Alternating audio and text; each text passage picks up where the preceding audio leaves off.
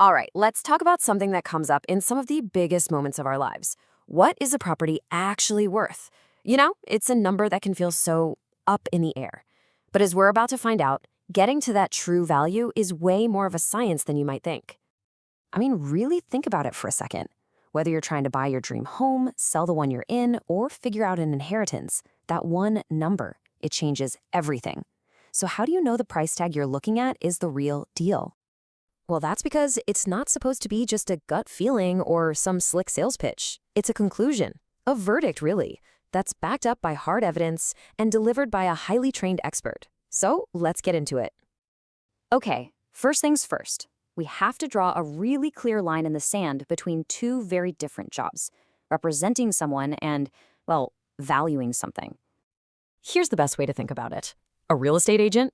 They're your coach. They're on your team, fighting for you to get the best possible outcome. But an estate appraiser, they're the referee.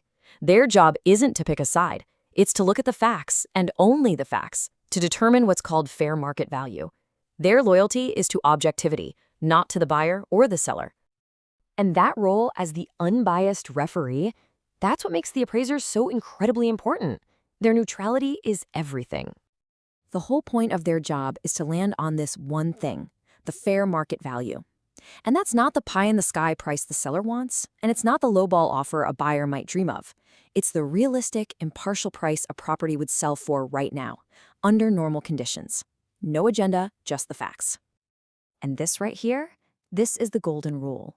An appraiser has to tune out all the noise, the seller's hopes, the buyer's budget, and just listen to what the market is actually saying.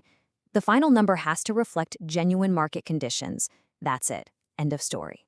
So how in the world do they stay so objective? Well, it's definitely not magic. It's a super methodical 4-step process. Let's pull back the curtain and see how it's done.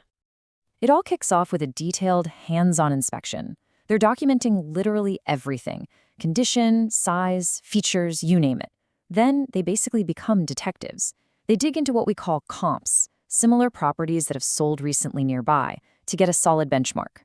Step 3 is where they zoom out and look at the big picture. What's the local economy doing? Is there new development?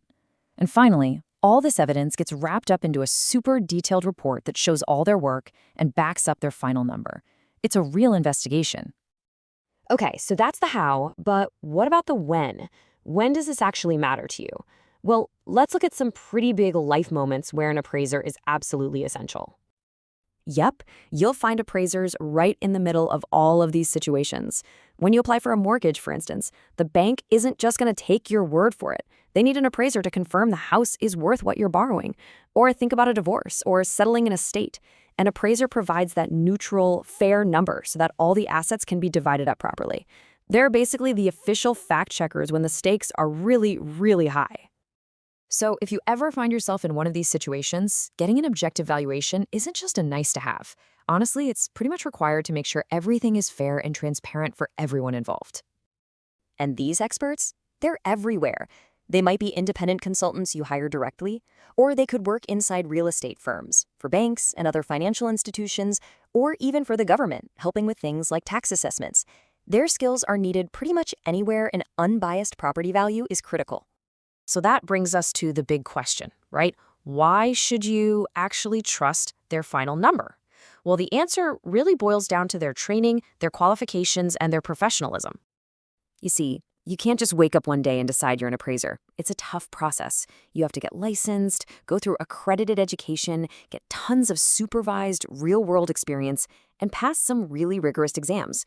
And on top of all that, they are legally and ethically bound to be impartial. These aren't just suggestions, they're the pillars that hold up the entire profession. So when you bring in an appraiser, you're not just getting a simple opinion.